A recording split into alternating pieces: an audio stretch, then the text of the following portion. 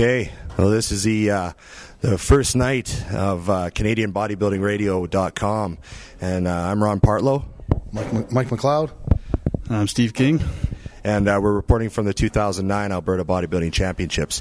And Steve King here competed in the largest heavyweight class ever recorded in Alberta history. It was 17 competitors. So if you want to tell us a little bit about what it was like getting ready in the morning and seeing everyone and, the energy building with a class that size and quality, tell us what was going through your mind.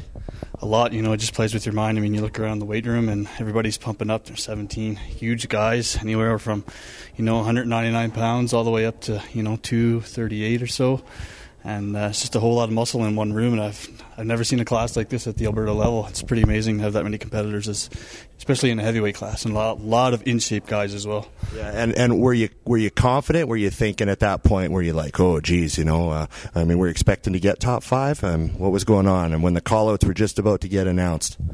Well, my goal going into the show, I knew it was going to be tough, so I set a goal for myself for top 5, and I got the first call-outs and took the 5th place, and I'm happy about it. I thought I got what I deserved. There's 4 great bodybuilders ahead of me, and a lot of great bodybuilders behind me as well. So, any given year, I think anybody in the top 10 could have even won the show. So, pretty amazing year.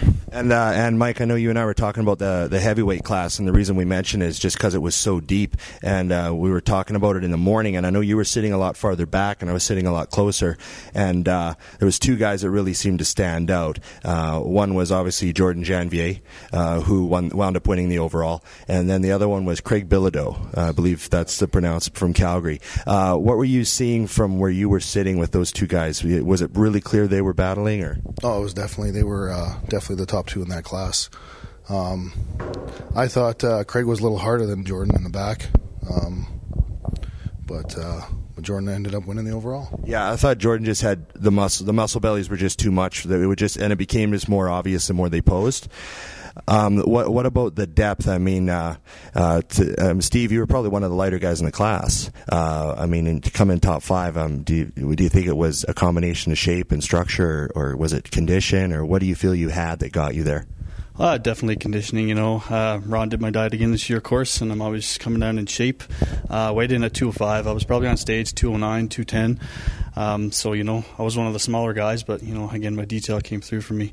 And big congratulations to Jordan. I thought he looked awesome. He's a genetic freak, definitely going to be a force to reckon with at the national level in years to come. He's got awesome genetics, good round muscle bellies, and he really brought his condition. I thought he really tightened up between the morning and night show as well.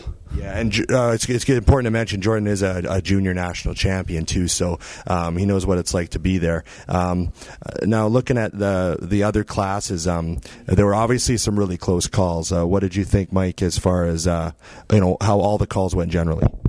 They were all generally pretty good. The women's heavyweight class was a little, out there, I thought, for the call. I just thought it was kind of close, and it was different types. Yeah, totally. There was 4 different body types up there, and not one matched the other. So it's kind of hard for a judge to judge something like that.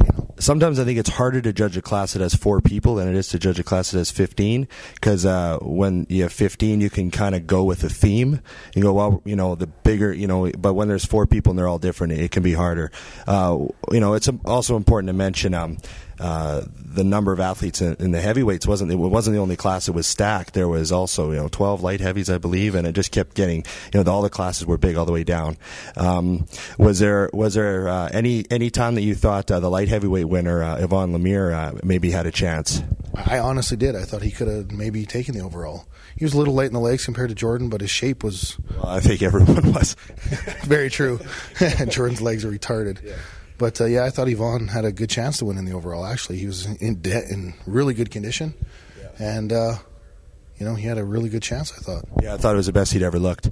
And one more thing I think it's important to say is, John Dirks put on a great show with trips to the Olympia for all the overall winners and championship ranks. So, we really want to get the word out as to what's going on in Alberta and promote the athletes. So, once again, I'm Ron Partlow. Mike McLeod. Steve King for CanadianBodybuildingRadio.com.